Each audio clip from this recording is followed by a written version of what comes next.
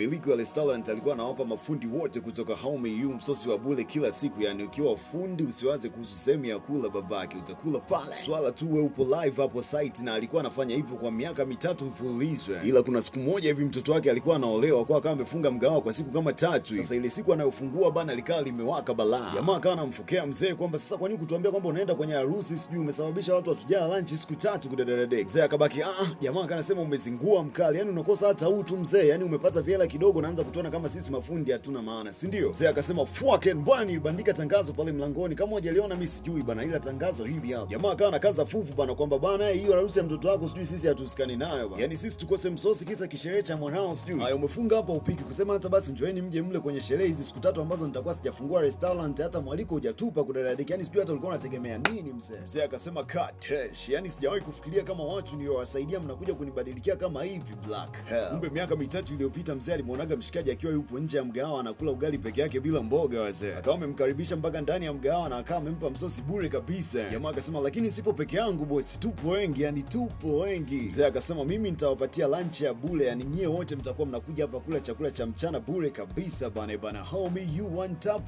one expert. Mwanzoni wa wafanyakazi walikuwa wanashukuru sana kwamba mzee uishi miaka mingi kama dragon, ila kadri siku zilivyokuwa zinazidi kwenda wakawa wameanza madhara. Sio tu kwa kutoa shukrani, wakawa wameanza na kuiba mazaga ya hapo mgahawani unaambiwa. Yani msosi wamepewa bure, afu boya linaondoka linasema hawezi tupa msosi peke yake bila soda, yani linachukua tena ya kopo la bati kudadadade. Ila mzee hata alipoona hivyo hakuwazingua wala nini. Kama umekutana na hii video ikiwa nusu ama haina quality, ingia YouTube search Yega Media au Facebook search Yega OG, pale zipo full quality ni 4K bana, link ipo kwenye bio Yega Media. Kwa mzee akana waacha tu, ila hajawahi kufikiria kabisa kwamba wema wake utakuja kulipwa namna hii. Akamwambia jamaa kwamba yani alafu leo unakuja kunilalamikia wakati umekula bure miaka 3. Sasa wakati wanazozana hivi pale wapita njia akawa amesikia hilo swala bana, alivyoona hivi mshikaji akawa ameanguka chini bana, huko akiwa anaendelea kulalamika kwamba huyu mzee alizoahidi kwamba atakuwa anatupa msosi wa bure kila siku. Sasa cha kushangaza leo anatugeuka anafunga wiki 3 bila kutujali kwamba sisi tutakula wapi. Yani kama vipi sisi atulipe tu fidia kama msamaha bana, hawezi kutuahidi alafu tusipate kile tunachohitaji bure. Mzee akasema what the fuck wewe kijana, mbona unaongea uongo mtu wangu, yani upo serious kwa hivyo? Yani mimi nimewapa misosi miaka yote hiyo, leo ndo mnachonilipa hicho sio? Jamaa kana kaza fuvu bana. Sasa mzee ili asalibu biashara yake kama mwambia kwamba nilifunga siku 3, yeye alikuwa anasemaje, alikuwa anatakaje? Jamaa aliposikia hivyo kama amemwambia kwamba sisi tunahitaji utufidie hizo siku zote 3 ambazo tumekosa msosi, tungekufa je, ungetulipa wapo kama 30 hivi kudadadada. Ila mimi kabla yoyote naomba laki. Mzee akasema dogo acha ujinga sawa, nikulishe bure nikupe na hela katesh, nenda kaibe benki bana. Kama unamsupport mzee usipite bila kucomment aga. Hapo ndo watu wakawa wameelewa kwamba shida nini. Ona wao kama Yega family hawakutegemea kabisa kama wema aliutenda mzee unaweza ukachukuliwa kipuuzi kama hivyo. Wakawa wanasema yani mtu anakupa chakula bure bado tena unamletea madharau, eti unadai fidia, eti naomba laki janyoka. Wakawa wanasema shida ukiwa maskini una hela lazima uwe na dharau. Sasa wewe kama akikwambia ulipe chakula chote ulichokula miaka 3 utaweza kulipa? Baada ya kuona kwamba hamna hata mmoja anayesupport puuzi wake akasema kwanza msosi wenyewe kipuuzi, ila mimi lazima nirudi kwa ajili ya hiyo laki. Sasa ile jamaa ameondoka hivi, mafundi wengine kutoka Home